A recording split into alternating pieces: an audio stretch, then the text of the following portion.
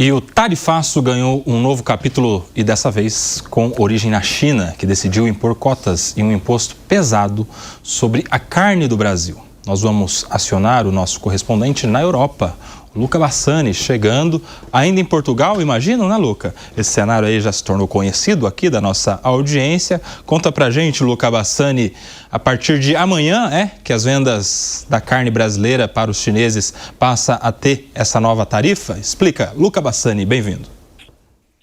Pois é, Cuba, ainda em Portugal e ainda em 2025, logo mais ano novo aqui também. Boa virada a todos que nos acompanham, a vocês também que trabalham aqui todos os dias, falando agora sobre algo que começa já no primeiro dia de 2026, um tarifaço que será impactante para o Brasil, Argentina, Uruguai e Estados Unidos, que são um dos maiores vendedores de carne bovina para os chineses. De acordo com aquilo que foi publicado, a China vai estabelecer uma espécie de cotas, né? Apenas 2,4 milhões de toneladas de carne bovina poderão ser importadas por ano. Do Brasil, apenas 1,1 milhão deste contingente, afinal o Brasil é o maior exportador e todo o excedente, tudo aquilo que for acima dessa cota será taxado a 55%, ou seja, aquilo que ficar dentro da cota já é taxado normalmente por 12%, algo que até é costumeiro, até normal. A Langani pode até nos explicar um pouco melhor quanto que é essa alíquota para esses itens, mas 12% estaria dentro do padrão. Agora, o excedente será taxado em 55%. Isso de todos os países que eu falei, Uruguai, Argentina, Estados Unidos, a China, que também tem investido para que seu mercado interno consuma aquilo que é produzido internamente, por se tratar do segundo maior país do mundo, 1,4 bilhão de pessoas, acaba sempre dependendo das importações, sobretudo da América do Norte e América do Sul, mas a gente vê que é uma tendência, né? Óbvio que o agronegócio brasileiro poderá ser impactado, que o Ministério da Fazenda, o Ministério da Agricultura e os próprios empresários do agronegócio brasileiro já devem estar em contato com os seus respectivos colegas chineses para ver quais medidas poderão tomar, evitando esta alíquota extra de 55% para o excedente. A China, que é o maior parceiro comercial do Brasil e um grande consumidor do nosso agronegócio, seja os grãos, né, a soja, o milho, seja a carne bovina e de frango, com certeza é algo para a gente observar no começo deste ano de 2026, que logo mais já chegará aqui na Europa também.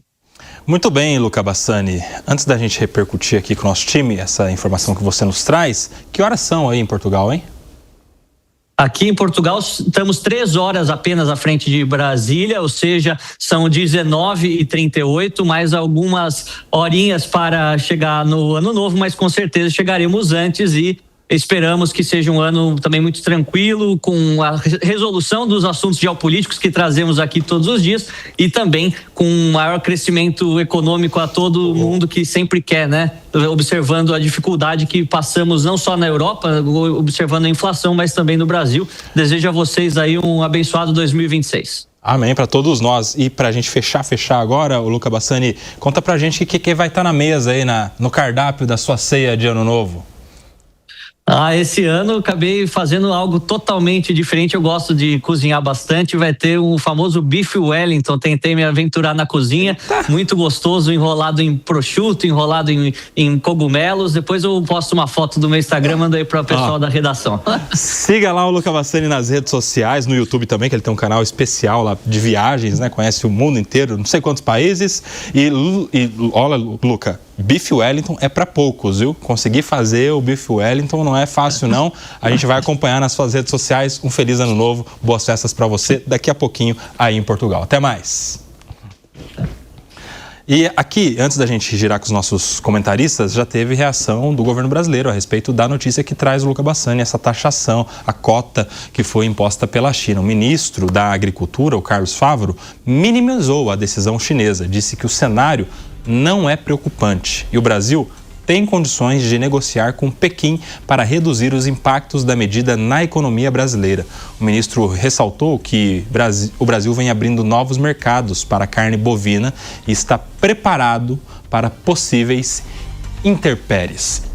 intempéries, né? Eu quero saber, ô Fábio Piperno, qual a sua análise a respeito dessa nova taxação que impacta o mercado do agro brasileiro, né? Da pecuária brasileira, que alimenta a China com as carnes brasileiras. Eu acho que é mais um indício do forte processo de desglobalização que o mundo passa, né? Então, é mais uma grande economia que adota uma medida protecionista muito significativa. É uma medida que tem o claro objetivo de proteção aos produtores locais. Então, veja, não é uma medida que vá penalizar exclusivamente o Brasil. Ela vai penalizar todos os fornecedores da China. Então, Brasil, Argentina, Uruguai aqui na América do Sul, Estados Unidos e Austrália. Esses são os top 5 aí. Sendo que, como o Luca explicou, de todo o volume que a China importa, quase metade sai aqui do Brasil. Então, vejam, o Brasil deve fechar 2025 com mais ou menos 1,5 milhão de toneladas exportadas à China. A cota do Brasil é de 1 milhão e pouco. Então, quem é que vai pagar essa nova taxação? Essa nova taxação ela vai incidir sobre esses quase 400 mil excedentes. Por que num primeiro momento isso não vai, por exemplo, tirar o mercado do Brasil e dar para a Argentina ou para o Uruguai ou para não sei quem? Porque está todo mundo já no limite. Então, não adianta imaginar que, puxa, alguém vai deixar de comprar a carne do Brasil para comprar a carne da Argentina porque a nossa tem uma taxação maior. Não, a Argentina a cota dela é de 500 mil, menos um terço da cota brasileira. Aliás, um pouco menos da metade da cota brasileira. Só que ela já preenche isso. Então, ela também não vai ter como fornecer a mais sem pagar a nova taxação. Então, isso no fundo vai penalizar toda a cadeia de fornecedores para beneficiar o produtor local. É mais ou menos a mesma lógica do Trump, ao anunciar o tarifaço. É mais ou menos a mesma lógica que norteia aí as objeções que os agricultores europeus fazem ao Tratado Europa-Mercosul. Então, isso é algo que vai, infelizmente, contaminando toda a economia mundial. A gente já tinha trazido a nota do ministro Carlos Fávaro, da Agricultura. Tem uma outra nota, agora mais recente, de agora a pouco, que foi publicada conjuntamente entre os Ministérios do Desenvolvimento, da Agricultura e das Relações Exteriores. O que diz um trecho dessa nota? O governo brasileiro tem agido de forma coordenada com o setor privado e seguirá atuando junto ao governo chinês, tanto em nível bilateral quanto no âmbito da OMC, com vistas a mitigar o impacto da medida e defender os interesses legítimos dos trabalhadores e dos produtores do setor.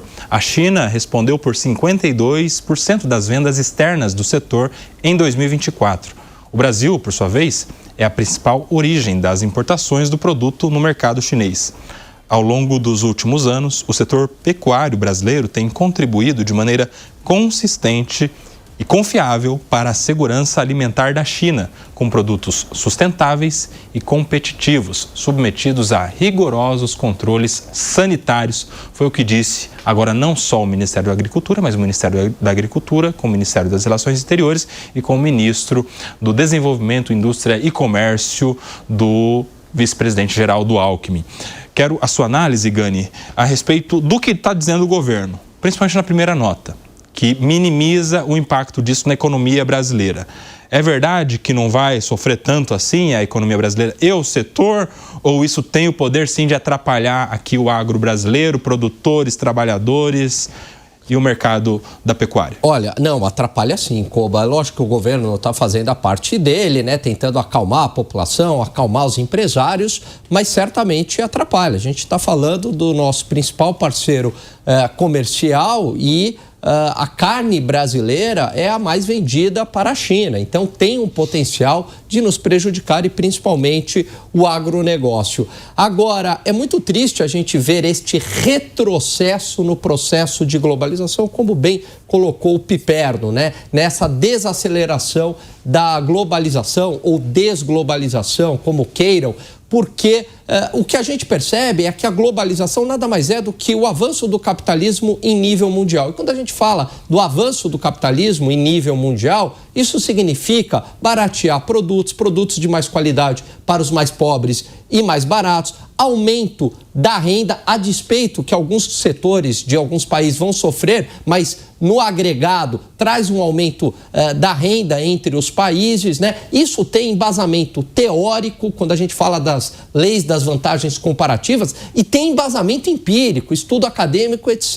e tal. Mas, infelizmente, o mundo vai na contramão, Estados Unidos, China, países da União Europeia, e eu digo mais, quando você também começa a ter atritos econômicos entre os países, isso leva também a maior instabilidade geopolítica e guerras. Quando você tem cooperação econômica, é uma forma de você evitar guerras, como já diria Keynes na sua clássica obra de 1919, As Consequências Econômicas da Paz. Quando as relações econômicas estão bem, há uma espécie de vacina, né, contra os conflitos bélicos, não seria isso, Alan Gani? Eu quero saber aqui do... Keynesiano Alan Gani, gostei de ver. E você é um grande liberal defendendo o livre mercado. Um desenvolvimentista e um liberal. Só que é o Alan Gani e o Fábio Piperno nesta ordem. Eu quero saber, o João Bellucci, você, como é que vê essa situação toda? Porque isso acontece, Brasil-China, mercado de carne, né, que é o que mais impacta, é o grande impactado aí, 52%, mais da metade, pouco mais da metade das exportações do Brasil vai justamente para o mercado chinês. Ao passo em que há toda aquela treta lá na Europa com a aprovação ou não do acordo União Europeia e Mercosul. Se o negócio anda lá na Europa, de repente a China tenha dado um tiro no pé, né? Mas não é a grande probabilidade de que isso saia tão rapidamente. Como é que você vê? Uma grande resistência lá na Europa também, né? Não há uma clareza que ele será aprovado e entrará em vigor com tanta rapidez. Agora, a única certeza é que na China não haverá nenhuma resistência, nem do Congresso, nem do Judiciário chinês, nada disso. A decisão é de estado de exceção mesmo, então ela vai valer. Ninguém vai questionar, ao contrário de quando Donald Trump impôs as tarifas, que sofreu e sofre até hoje grande questionamento, seja no Congresso, seja por ações judiciais. Ele enfrenta ali uma democracia liberal contra um regime de exceção. Então a gente observa que a carne brasileira, realmente é muito forte, né? Só que ela criou quase que, né, caminhando para uma espécie de monopólio, né? Tanto no Brasil quanto nos Estados Unidos. A gente vê que o Joesley Batista transitou lá, seja na Venezuela, seja lá com o Donald Trump. Então há uma confusão muito grande entre público e privado, né? Ultrapassando assim o que seria o pequeno, médio comércio, ele tem esses acessos. O que o Brasil já está nesse ponto das tarifas é escolado, já que depois do Donald Trump já há uma expertise aí no tema em buscar novos mercados, ou mesmo a Apex já está ciente do tema para ajudar os exportadores brasileiros. Então o que a gente espera é que o que a gente gostaria é que todos os países zerassem todas as suas tarifas e os produtos competissem livremente, mas na prática isso não acontece, porque os governantes falam para o seu público interno e os outros produtos são mais competitivos, como no Brasil, no agro, a carne ela é muito mais competitiva que outros setores que acabam se protegendo. Então o Brasil ele acaba pagando por isso, por ser muito produtivo, muito competitivo, os outros países acabam segurando, especialmente no agro e carne, como aconteceu na Europa. E agora na China, a se julgar na China, que ele fala para o público interno, é uma questão de público, de mercado interno, segurar ali para o seu setor agropecuário, mas ele não enfrenta grandes resistências, né? Convenhamos que por ser um regime de exceção, ninguém vai fazer um piquete, uma manifestação, nada disso lá contra o Xi Jinping. E agora também isso vai ser uma prova de fogo para saber qual é, de fato, a relevância do Brasil para o governo chinês, né? Que são parceiros aí no bloco dos BRICS, que são parceiros econômicos importantes e de fato são o maior parceiro brasileiro, BRICS, né? Nos últimos tempos, o líder chinês nem veio na reunião dos BRICS aqui, em que o presidente Lula ficou falando sozinho lá, criticando o dólar, criticando os Estados Unidos, Donald Trump, logo antes, né? Nos dias anteriores ao anúncio da taxação, não mandou representante relevante também na sede da COP30, né? No evento de matéria ambiental que rolou lá em Belém do Pará. bilateral. Então, vamos ver como que é essa relação Brasil-China. Eu acredito mesmo que o empresariado e os produtores têm mais relevância nessa negociação do que o próprio governo brasileiro. A ABEC, por exemplo, outras associações aí de pessoas do setor. Vamos ver como é que isso vai se desenrolar nos próximos dias.